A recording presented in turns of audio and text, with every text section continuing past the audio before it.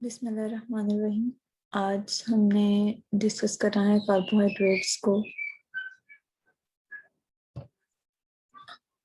How carbohydrates supply energy. Carbohydrate से किस तरह हमारे जिस्म में जो है हमें एनर्जी मिलती है। मैंने आपको बताया था कि हमारी खुराक के अंदर क्या होता है, कार्बोहाइड्रेट्स होते हैं, जिससे हमें क्या मिलता है, एनर्जी मिलती है।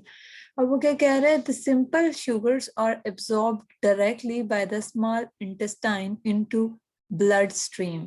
अब वो क्या कह रहे हैं कि जो सिंपल शुगर्स हैं, जैसे ग्लूकोज है, फ्रुक्टोज है, ये क्या सिंपल शुगर्स हैं, ये जिस्म के अंदर जाते हैं और फिर क्या करता है, जज्ब हो जाते हैं हमारी छोटी आंत के अंदर, और वहां से कहाँ पे जाते हैं, फिर ब्लड के अंदर जाते हैं। But the disaccharide and polysaccharide do not absorb in blood directly, first convert into monosaccharide.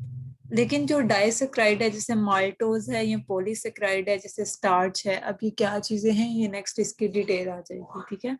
तो अब ये जो सारे हैं, अब क्या कह रहे हैं, ये डायरेक्टली जो है वो खून के अंदर जज्ब नहीं हो सकते। पहले इसको किस में कन्वर्ट करना पड़ेगा, इसको पहले तब्दील करेंगे हम सादा शक्ल में, नहीं सादा जो कार्बोहाइड्रेट है जैसे ग्लूकोज वगैरह है उसमें इसको तब्दील करेंगे, यानी स्टार्च या फिर माल्टोज जो हैं, जो कि डाइसेक्राइड और पॉलीसेक्राइड हैं, इसको किस में तब्दील करेंगे, पहले सादा शुगर्स के अंदर, यानी कार्बोहाइड्रेट यानी ग्लूकोज के अंदर या फिर फ्रुक्टोज के अंदर। जब ये सादा शक्ल में तब्दील हो जाएंगे उसके बाद ही ये खून के अंदर जज्ब हो सकते हैं। This bond breaking also provides energy. अब ये कह रहा है कि जब ये पॉलीसेक्राइड और डाइसेक्राइड को तोड़ा जाता है मोनोसेक्राइड के अंदर, तो उससे हमें क्या मिलता है, एनर्जी मिलते हैं, तवानाई मिलती है।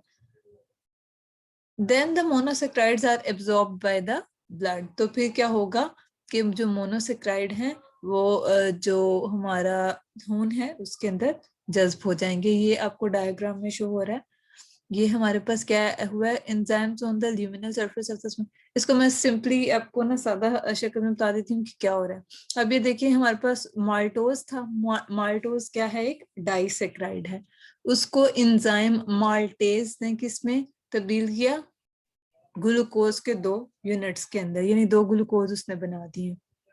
अब क्या होगा, इस ग्लूकोज में क्या होना है, जब ये जब माल्टोज है वो ग्लूकोज की फॉर्म में आ गया, ग्लूकोज की शक्ल में है, तो इधर से ये हमारे पास क्या है, ये इंटेस्टाइन, स्मॉल जो इंटेस्टाइन है उसकी जो है वो नाली है, इधर से किस में जाएगा, ये ब्लड से, ये ब्लड के अंदर जाएगा, ये ब्लड जा रहा है ना, ये ब्लड की सप्लाई है, तो इसे इधर से कहाँ पे जज्ब होगा, यहाँ पर। इसी तरह फ्रुक्टोज है वो यहाँ पर जाएगा। ये देखें सोडियम और जो ग्लूकोज है ये क्या हो रहे हैं, इसके अंदर जज्ब हो रहे हैं, किसके अंदर, ब्लड के अंदर, खून के अंदर जाके वो जज्ब हो जाएंगे। नेक्स्ट क्या कह रहा है, the function of carbohydrates in animal body. अब इंसानी जिस ये जानवरों के अंदर कार्बोहाइड्रेट का क्या काम है, the carbohydrates form the following major roles in the living body. क्या क्या काम करते हैं, construction of the body organs. हमने कहा था कि जो जो सेल होता है उसके अंदर क्या होता है, कार्बोहाइड्रेट मौजूद होता है। सेल क्या है, बुनियादी जुजू है किसी भी जिंदगी का, किसी भी लिविंग ऑर्गेनिज्म का, ठीक है। तो सेल के अंदर क्या होता है, कार्बोहाइड्रेट मौजूद होते हैं, इसलिए जब सेल से टिश्यू बनता है, टिश्यू से क्या बनता है, ऑर्गन बनता है, और उससे ऑर्गन सिस्टम, उससे लिविंग ऑर्गेनिज्म। तो क्या हो गया, जब सेल का ये पार्ट होंगे, सेल का हिस्सा होंगे, तो उसके बाद ये किसका भी हिस्सा होंगे, ऑर्गन का भी हिस्सा होंगे। Assist in the body absorption of the calcium. और ये क्या करते हैं कि जो कैल्शियम है उसको क्या करते हैं, अपने साथ जज्ब करते हैं। जब ग्लूकोज खून के अंदर जज्ब हो रहा होता है तो इसके साथ एक ट्रांसपोर्टर होता है। ट्रांसपोर्टर क्या, एक ऐसी चीज है जो लोड करती है, जैसे कार है, हमें एक जगह से दूसरी जगह लेके जाती है, इसी तरह एक ट्रांसपोर्टर होता है हमारे जिस्म के अंदर। वो क्या करता है, कैल्शियम को ग्लूकोज के साथ किसके अंदर जज्ब करता है, खून के अंदर, ठीक है। सॉरी, ये जा रहा होता है, ग्लूकोज ब्लड के अंदर जा रहा होता है, ब्लड से कहाँ क्या हो रहा था, कैल्शियम जो होता है हमारे जो बॉडी सेल्स हैं, जो जिस्म के सेल्स हैं, उसके अंदर जज्ब हो जाता है, ठीक है। तो इनका काउंटरैक्ट है, यानी एक चीज जो है वो खून के अंदर जा रही है और एक दूसरी चीज क्या है, खून से वापस किस में जज्ब हो रही है, हमारे जिस्म के जो सेल्स हैं, यानी जिस्म के जो जितने भी सेल्स हैं उसके अंदर उसको जज्ब करता जा रहा है और उसको हमारी बॉडी का, हमारे जिस्म का उसको पार्ट बना देता है, उसका हिस्सा उसको बना देता है। ठीक है, helps in lowering the cholesterol level. अब क्या करता है, ये कोलेस्ट्रोल के लेवल को कम करता है। अब ये रिसर्च ये कहती है कि अगर हमारी जो खुराक है उसमें 60% से ज्यादा कार्बोहाइड्रेट हो तो क्या होगा, कोलेस्ट्रॉल का लेवल ज्यादा होगा। अगर उससे कम कार्बोहाइड्रेट हो तो हमने क्या करना है, अपना जो है ना कार्बोहाइड्रेट का लेवल जो बॉडी का है उसको मेंटेन करना है, उसको उसको हमने तवाजन में रखना है। जब कम हमारे पास कार्बोहाइड्रेट की मिकदार होगी, बहुत ज्यादा कमी मतलब नॉर्मल 60%, तो 60% उसकी होगी मिकदार, तो वो क्या होगा, हमारा कोलेस्ट्रॉल लेवल जो है उसको कम करेगा। यानी हमें जो होता है, कोई भी ऐसा पेशेंट है जिसको चिकनाई, डॉक्टर्स कहते हैं कि जी क्या करना है, इसको ऑयल वाली चीजें नहीं देनी, तो क्या होता है, हम उसका कोलेस्ट्रॉल लेवल कंट्रोल कर रहे हैं, कोलेस्ट्रॉल लेवल को हम कम करना चाह रहे हैं, तो यानी उसको फैट वाली चीजें नहीं दे रहे, हमने क्या करना है, उसको कार्बोहाइड्रेट्स वाली चीजें देनी है खुराक के अंदर। helps in provides nutrients to the friendly bacteria in digestive tract that help in the digestion।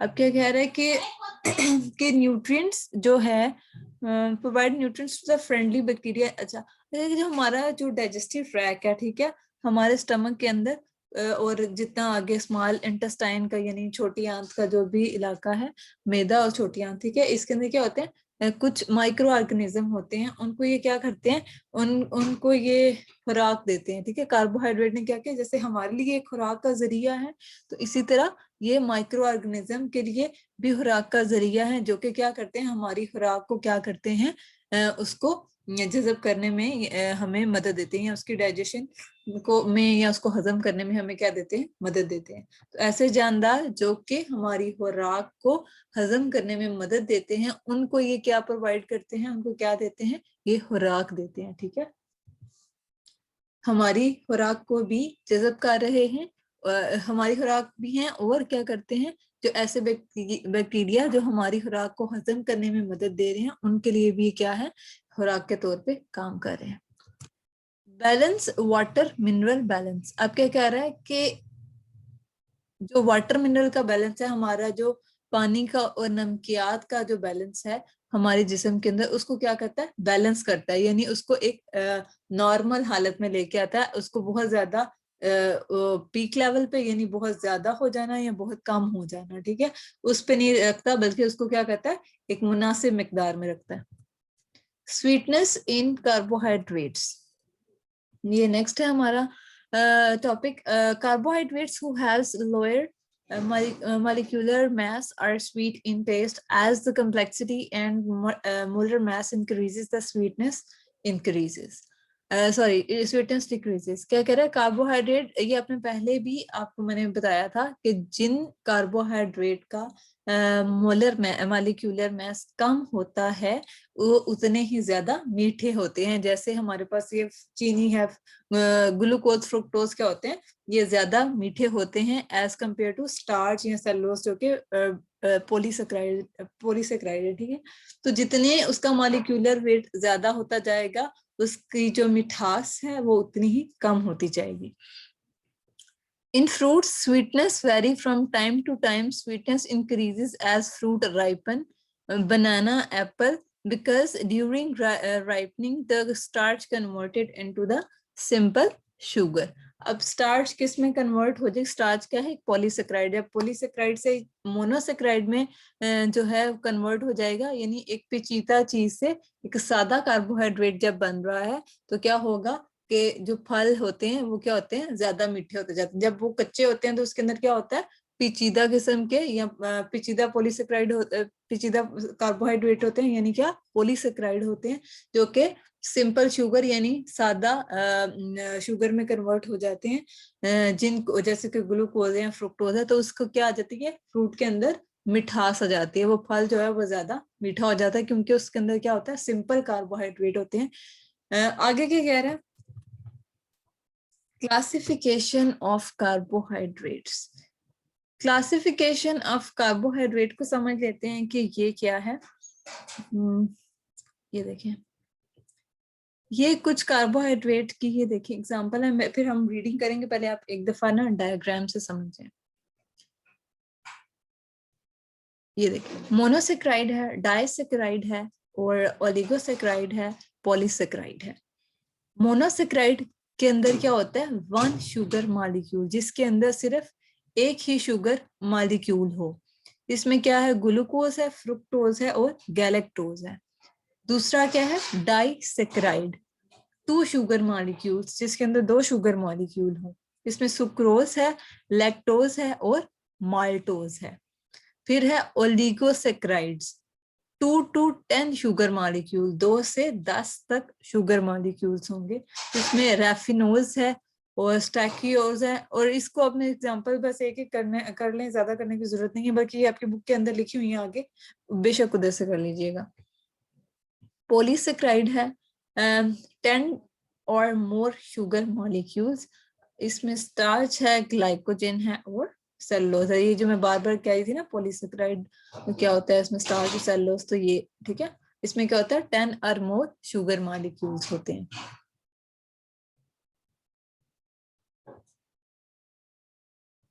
Monosaccharide having one sugar molecule and can not hydrolyse to smaller units. Hydrolyse का मतलब क्या होता है, टूटना, ठीक है। ये मैं आगे आपको एक्सप्लेन भी कर दूंगी इसको। Monosaccharide having one sugar molecule, जिसके अंदर बस एक शुगर मॉलिक्यूल है और जिसको तोड़ा नहीं जा सकता छोटे यूनिट्स के अंदर, यानी मजीद उसको छोटे छोटे छोटे छोटे जुजू में तकसीम नहीं कर सकते।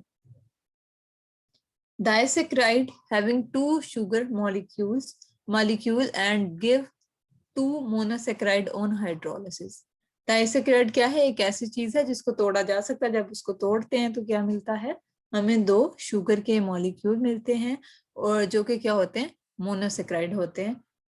Oligosaccharides having 3 to 10 sugar molecules on hydrolysis yield 3 to 10 monosaccharides, ठीक है। जिसके अंदर कितने मॉलिक्यूल्स होते हैं, 3 से 10 तक, और जब उनको तोड़ा जाता है तो 3 से 10 तक वो क्या देते हैं, मोनोसेक्राइड देते हैं।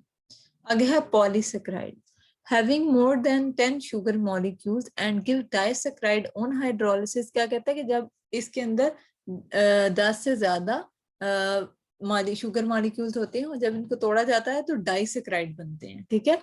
And on further hydrolysis the monosaccharide are met, ठीक है। जब इन्हीं डाइसेक्राइड को मजीद तोड़ा जाता है तो क्या बन जाता है, मोनोसेक्राइड बन जाता है, ठीक है।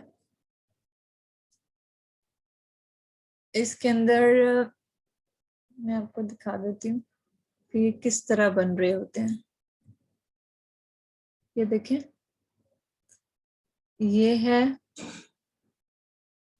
मोनोसेक्राइड के सिर्फ एक लगा हुआ है, यानी ग्लूकोज। जब ग्लूकोज और फ्रुक्टोज को मिलाएंगे तो क्या बन गया, सुक्रोज, यानी डाइसेक्राइड। 2 को मिला दिया तो क्या बन गया, डाइसेक्राइड। लेकिन बहुत ज्यादा को जब मिला देंगे तो क्या बन जाएगा, पॉलीसेक्राइड। ये स्टार्च का स्ट्रक्चर उसने थोड़ा सा दिखाया हुआ है बीच में से, ठीक है। नेक्स्ट है मोनोसेक्राइड। अब इनकी डिटेल है। मोनो का क्या मतलब होता है, 1, सेक्राइड शुगर, यानी एक शुगर। They are sweet in taste, क्या होते हैं, मीठे होते हैं। It can not further hydrolysis, ठीक है। सिर्फ मोनोसेक्राइड ऐसे होते हैं, ऐसे कार्बोहाइड्रेट हैं जिनको मजीद तोड़ा नहीं जा सकता। तो ये एक इम्पोर्टेंट एमसीक्यू भी है। Generally they are water soluble, क्या होते हैं, पानी के अंदर हल हो जाते हैं। 2 टाइप ऑफ, जैसे चीनी है, इजीली हल हो जाती है पानी के अंदर। 2 types of functional group are present in it. 2 होते हैं, एल्डिहाइड ग्रुप होता है और कीटो ग्रुप होता है। ये मैंने आपको क्या चीजें होती हैं मैंने पहले आपको बता दिया, एल्डिहाइड ग्रुप क्या है, कीटो ग्रुप क्या है। नेक्स्ट है classification of monosaccharide. Monosaccharide can be classified on the basis of functional group aldose and ketose. हमने कहा था जिसके अंदर एल्डिहाइड ग्रुप होगा, फंक्शनल ग्रुप होगा, उसको हम क्या बोलेंगे, एल्डोज शुगर। और जिसके अंदर कीटोन ग्रुप होगा तो उसको क्या बोलेंगे, कीटोस शुगर। तो इसकी 2 ही क्लासिफिकेशन है, एल्डोज और कीटोस। अब एल्डोज की एग्जांपल क्या है, ग्लूकोज। ग्लूकोज के अंदर क्या ग्रुप होता है, CHO ग्रुप होता है। It is also called as grape sugar, ठीक है। जो अंगूर के अंदर जो शुगर होती है उसको क्या कहते हैं, ग्लूकोज होता है वो, उसको क्या कहते हैं, grape sugar. It is widely distributed in nature, सबसे ज्यादा जो कुदरती तौर पर पाई जाती है वो क्या होती है, ग्लूकोज, ये बात आपने याद रखनी है। It combines with other sugars to form important disaccharides such as sucrose, maltose, lactose. It is commercially, अब ये कह रहा है कि ये जब जो शुगर है दूसरी शुगर के साथ मिलती है तो क्या बन जाता है, डाइसैकाराइड, जैसे कि sucrose, maltose, lactose. It is commercially obtained from starch, अगर हम कमर्शियली इसको बनाएं यानी बड़े पैमाने को पे इसको हासिल करें तो किससे मिलती है, स्टार्च से मिलती है। It is the main sugar of the human body, इंसानी जिस्म के अंदर सबसे ज्यादा कौन सी शुगर मौजूद होती है, glucose. Normal blood glucose level of the human in fasting is 80 to 100 and in random is 100 to 120। आप क्या कहें, नॉर्मली अगर आप किसी भी पेशेंट की लेते हो, जैसे शुगर का जो पेशेंट आता है, ठीक है, और उसकी क्या कहते हैं, शुगर की मशीन से आप शुगर चेक करते हो, अगर वो वैसे हम जब खाना खाने के 2 घंटे बाद चेक करते हैं या फिर रैंडमली चेक करते हैं, उसको हम रैंडम शुगर लेवल कहते हैं, ठीक है। खाना खाने के 2 घंटे बाद को क्या कहते हैं, रैंडम शुगर लेवल। तो वो क्या होता है, नॉर्मल इंसान का 100 से 120 तक होता है। और फास्टिंग क्या होता है कि जब आपने खाना ना खाया हो, ये मुझसे तो 6 to 8 आवर्स यानी 6 से 8 घंटे तक आपने खाना ना खाया हो, तो उसको क्या कहते हैं, फास्टिंग शुगर लेवल। तो ये कितना है एक नॉर्मल इंसान का, 80 से 100 तक है। Glucose is also called dextrose, ठीक है, ग्लूकोज का क्या कहते हैं, डेक्सट्रोज भी कहते हैं। ग्लूकोज का दूसरा नाम क्या है, एक हमने पढ़ा था ग्रेप शुगर, और क्या है, डेक्सट्रोज। इसकी और एग्जाम्पल क्या है, एल्डोज शुगर की पहले हमने पढ़ी है ना, ग्लूकोज, और बाकी इसकी क्या एग्जाम्पल है, राइबोज, अरिथ्रोज और ग्लूकोहेप्टोज, ठीक है। इसका स्ट्रक्चर या डिटेल करने की आपको जरूरत नहीं है, ये आपके सिलेबस में नहीं है। दूसरी उसकी टाइप थी क्लासिफिकेशन की, कीटोज। अब कीटोज के अंदर कौन सी शुगर आ जाती है, फ्रुक्टोज। अब ये देखें, इसका फार्मूला और ग्लूकोज का फार्मूला बिल्कुल सेम है, लेकिन क्या फर्क है इनमें, इनके स्ट्रक्चर का फर्क है। इसके अंदर क्या है, एक एल्डिहाइड प्रेजेंट है, और इसके अंदर क्या है, एक कीटोन मौजूद होता है इसके स्ट्रक्चर के अंदर। The most common source of fructose is sucrose, उसका क्या था, स्टार्च, इसका क्या है, सुक्रोज। सबसे ज्यादा ये किससे हासिल होती है, सुक्रोज से। जब सुक्रोज टूटता है तो ग्लूकोज और फ्रुक्टोज दोनों बनते हैं। It is sweetest of all sugars, सबसे ज्यादा जो मीठी है, जिसका जायका मीठा है, वो कौन सी है, फ्रुक्टोज, ठीक है, याद रखना आपने। प्योर हनी कंटेन फ्रुक्टोज, ठीक है, प्योर जो हनी होता है उसके अंदर क्या होता है, जो शहद होता है, जो खालिस शहद होता है, उसके अंदर क्या होता है, फ्रुक्टोज होता है। It is present in appreciable amount in seminal fluid and act as the source of energy for spermatozoa। जो भी मेल होते हैं उनके अंदर क्या होता है, उनके सीमिनल फ्लूइड के अंदर क्या होता है, ये मौजूद होता है सीमन के अंदर।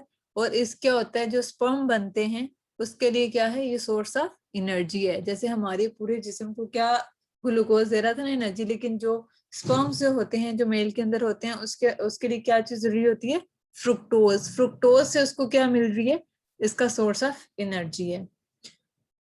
कीटोज शुगर्स और कौन कौन सी है, एक तो फ्रुक्टोज है, और कौन कौन सी है, अरिथ्रोलोज, राइबोलोज और सीडोहेप्टोलोज, ठीक है, ये इसकी एग्जांपल्स हैं। नेक्स्ट है हमारे पास डाइसैकाराइड। डाइसैकाराइड मैंने आपको दिखा दिया था किस तरह का दिखता है। Having two sugar molecule give 2 monosaccharide on hydrolysis, जिसके अंदर 2 ही शुगर मॉलिक्यूल हो और जो 2 ही शुगर मॉलिक्यूल हाइड्रोलिसिस यानी टूटने के बाद देता हो। डाइसैकाराइड्स अकर नेचुरली, जो डाइसैकाराइड होते हैं वो कुदरती तौर पर मौजूद होते हैं। They are less sweet than monosaccharide, सबसे ज्यादा कौन स्वीट होता है, मोनोसैकाराइड होते हैं। मोनोसैकाराइड में सबसे ज्यादा स्वीट कौन सा था, फ्रुक्टोज, ठीक है। अब क्या कह रहा है कि ये कम मीठे होते हैं मोनोसैकाराइड की निस्बत। The 2 monosaccharide units with the glycosidic linkage, they are white crystalline solids।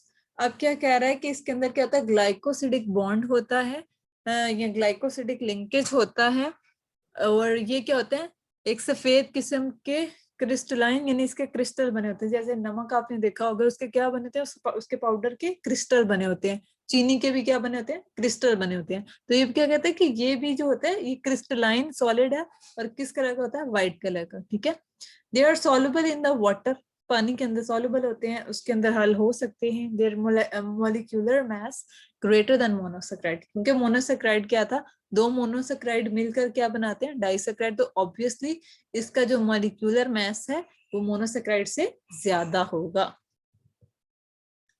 Classification of disaccharide, अब डाइसेक्राइड को किस तरह हम जो है क्लासिफाई कर सकते हैं, homogeneous. If all sugar molecules in disaccharide are same, it is called homogeneous disaccharide. अगर जितने भी जो डाइसेक्राइड हैं उनके शुगर मॉलिक्यूल सेम है तो उसको हम क्या बोलेंगे, होमोजीनस। तो इसकी एग्जांपल क्या है, माल्टोस। जब माल्टोस को तोड़ते हैं तो हमें दो ग्लूकोज के मॉलिक्यूल मिलते हैं। If all sugar molecules are different in disaccharides, अब क्या कह रहे हैं कि डाइसेक्राइड जिन दो मोनोसेक्राइड से मिलकर बना था वो दोनों अगर डिफरेंट होंगे तो उसको क्या बोलेंगे, एक दूसरे से मुख्तलिफ होंगे तो उसको क्या बोलेंगे, हेट्रोजीनस। जैसे कि सुक्रोज, सुक्रोज को तोड़ते हैं तो हमें ग्लूकोज और फ्रुक्टोज मिलता है, यानी दो अलग अलग। इसमें हमें दोनों सेम मिलते हैं और इसमें दोनों अलग अलग मिलते हैं। अब इसके एग्जाम्पल की बात कर लेते हैं।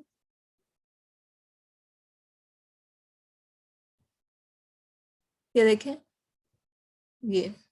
ये स्टार्च ग्लाइकोजन है, ठीक है। ये देखें, जो माल्टोज है, माल्टेज एंजाइम इसको तोड़ेगा और दो किसके बन जाएंगे, ग्लूकोज के। सुक्रोज है, सुक्रोज को सुक्रेज तोड़ेगा और क्या बन जाएगा, ग्लूकोज और फ्रुक्टोज बन जाएगा। उसके बाद लैक्टोज है, लैक्टोज को लैक्टेज तोड़ेगा और क्या बन जाएगा, ग्लूकोज और गैलेक्टोज। ठीक है, ये इसकी मिसालें हैं सारी।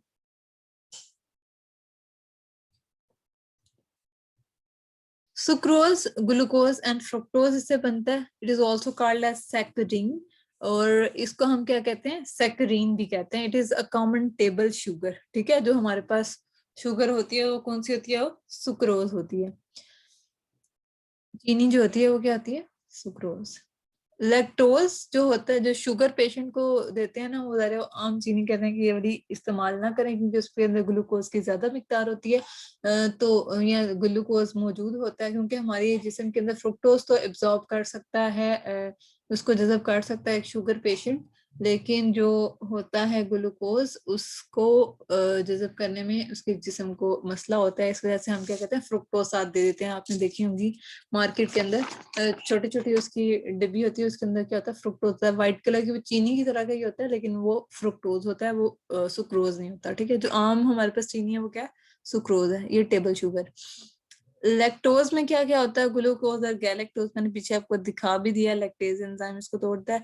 It is also called milk sugar. ठीक है, जो दूध के अंदर जो शुगर प्रेजेंट होती है उसको क्या कहते हैं, lactose.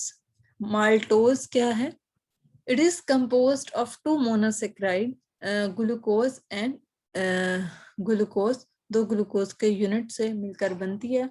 It is also called fruit sugar. ठीक है, जो फलों के अंदर जो शुगर मौजूद होती है वो कौन सी होती है, माल्टोज। नेक्स्ट है oligosaccharide. On hydrolysis this sugar yield 3 to 10 monosaccharide. ठीक है, जब इनको तोड़ा जाएगा तो 3 से 10 मोनोसेक्राइड यूनिट मिलेंगे। Not important physiologically. ठीक है, फिजियोलॉजिकली इंपॉर्टेंट नहीं है, यानी हमारे जिस्म के अंदर इनका कोई खास फंक्शन नहीं है, इसलिए इसकी डिटेल भी आपको नहीं पढ़ाई गई। Polysaccharide, having more than 10 sugar molecules and give disaccharide on hydrolysis, and on further hydrolysis the monosaccharides are made. अब हाइड्रोलिसिस बार बार हो रही है, तो हाइड्रोलिसिस होता क्या है,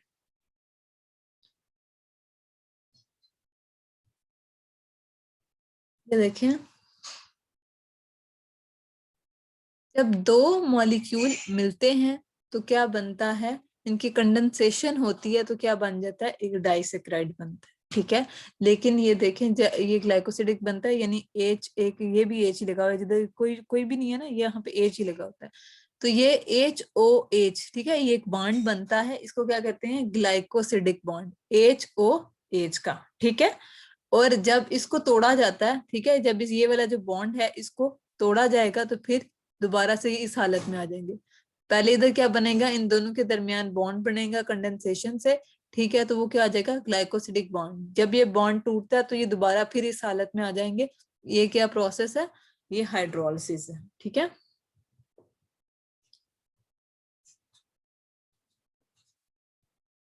ये कह रहे हैं कि इसमें 10 से ज्यादा शुगर मॉलिक्यूल्स हैं, आपको पहले भी बताया। इसकी जब हाइड्रोलिसिस होगी तो क्या बनेगा, डाइसेक्राइड बनेगा। जब डाइसेक्राइड की फर्दर उसकी मजीद हाइड्रोलिसिस होगी तो क्या होगा, मोनोसेक्राइड बन जाएंगे। Many saccharide join to form polysaccharide, ठीक है, बहुत सारे सेक्राइड्स को हम जब जोड़ते हैं या मिलते हैं वो आपस में तो क्या बनता है, पॉलीसेक्राइड। दे आर टेस्टलेस, जैसे हमने पढ़ा था कि फ्रूट्स वगैरह जो होते हैं पहले उनके अंदर क्या होता है, पॉलीसेक्राइड होता है, तब वो इतने, जब कच्चे कच्चे होते हैं तब वो इतने मीठे नहीं होते, जब जैसे ही वो फल पकता है तो क्या होता है, पॉलीसेक्राइड से मोनोसेक्राइड में कन्वर्ट हो जाता है, जिसकी वजह से वो मीठा हो जाता है।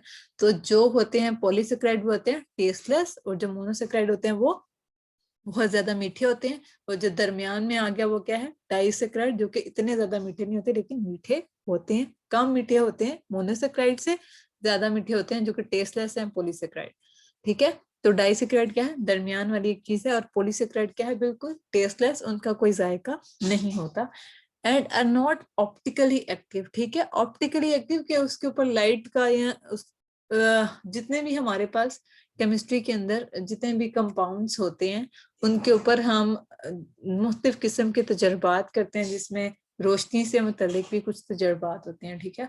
तो ऑप्टिकली एक्टिव क्या है कि उसके ऊपर रोशनी का कोई खास असर नहीं है, उसके ऊपर जो भी एक्सपेरिमेंट या तजर्बात हुए हैं उसमें वो एक्टिव नहीं थे, उनका कोई जो करेक्टरिस्टिक थी या कोई भी खसूसियत थी वो नहीं देखी गई। Classification of polysaccharides. There are the two types of polysaccharide, homopolysaccharide and heteropolysaccharide. The polysaccharide which yield one type of monosaccharide on hydrolysis is called homopolysaccharide starch and glycogen. ठीक है, क्या कह रहा है कि ऐसे पोलीसेक्राइड जो कि सिर्फ एक किस्म के ही मोनोसेक्राइड हाइड्रोलिसिस पर यानी तोड़ फोड़ पर देते हैं, ऐसे पोलीसेक्राइड जिनको अगर तोड़ा जाए तो एक ही किस्म के मोनोसेक्राइड मिलते हैं, उसको हम क्या कहते हैं, होमोपॉलीसेक्राइड्स। इसकी एग्जांपल क्या है, स्टार्च और ग्लाइकोजन। हेट्रोपॉलीसेक्राइड्स, हेट्रोपॉलीसेक्राइड क्या होता है, the polysaccharide which yield different types of monosaccharide on hydrolysis called heteropolysaccharides, mucilages and hemicellulose। अब ये क्या चीजें हैं ये भी आपको दिखा दूंगी, पहले डेफिनेशन को समझ लें। क्या कह रहा है कि ऐसा पोलीसेक्राइड जिसको जब तोड़ा जाता है तो मुख्तलिफ किस्म के मोनोसेक्राइड मिलते हैं। अब म्यूसिलेज क्या होता है, आपने ये गम्स पढ़ी होंगी, दरख्तों से कुछ ऐसी चीजें हासिल होती हैं जो कि क्या होती हैं, चिपचिपी होती हैं, ठीक है। तो ये गम्स और म्यूसिलेज क्या होते हैं, ये चिपचिपी ऐसी चीजें हैं जो कि हम दरख्तों से हासिल करते हैं। एक दफा ये देख भी लें, ये सारी जो इसके आगे के ये बने हुए हैं ये चिपचिपी सी चीजें होती हैं जिनको हम क्या कहते हैं, म्यूसिलेज। दूसरी क्या चीज थी, हेमी सेलुलोज। अब हेमी सेलुलोज क्या होता है, जो पौधे होते हैं उनकी जो सेल वॉल होती है उसके अंदर होता है सेलुलोज, ठीक है। और अगर सेलुलोज का की शक्ल को थोड़ा सा चेंज किया जाए तो ये देखें, ये एक तो सेलुलोज है उनके अंदर, एक लिग्निन है, और तीसरी चीज क्या है उनके अंदर, ये ब्लैक कलर का, तो ये क्या है, हेमी सेलुलोज, ठीक है। ये आपने देख लिया इसको।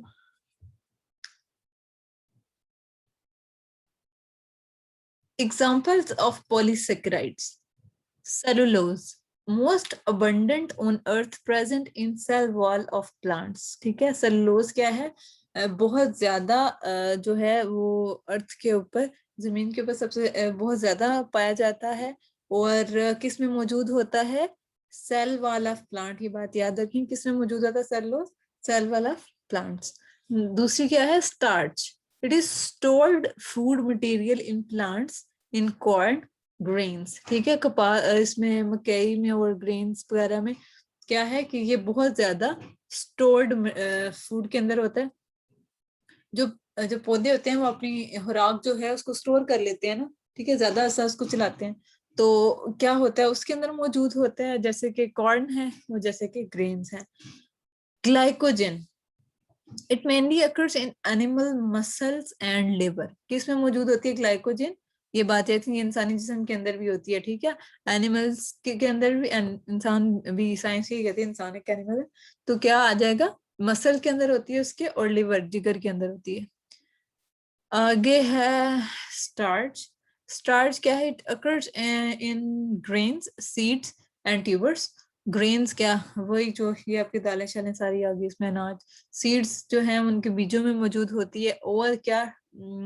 ट्यूबर्स। ट्यूबर्स क्या होते हैं? A tuber vegetable is a vegetable with large edible bulb-like roots that contain high amount of nutrient, जिसके अंदर ये बर्ड्स सी बन जाती हैं। अक्सर आपने देखा होगा जो आलू होते हैं उनकी साइड पे छोटी छोटी सी बर्ड बन जाती है। तो वो क्या होता है, वो एक अपना ऑर्गन एक ऐसा बना लेते हैं, अपना एक ऐसा हिस्सा बना लेते हैं जिसके अंदर अपनी क्या करते हैं, सारी खुराक जमा कर लेते हैं। A tuber vegetable does not contain fat and is low in calories, और इसके अंदर फैट इतना नहीं होता, इसके अंदर कैलोरीज कम होती है। It capable of producing a new plant and should be stored in a dry place. ठीक है, तो ये उसने सारी जो शकरकंदी वगैरह है ये क्या है, सारी ट्यूबर्स हैं जो कि क्या बनाती हैं, बल्ब लाइक इनकी रूट्स होती हैं, यानी इनकी जड़ें जो होती हैं वो बल्ब की तरह की होती हैं।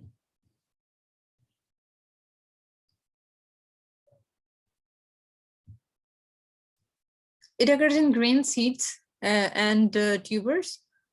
इसकी मिसालें क्या हैं? Amylose and amylopectin. ठीक है, तो ये दो इसकी बस मिसालें हैं। ये आपका कार्बोहाइड्रेट का चैप्टर जो है वो खत्म हो गया है।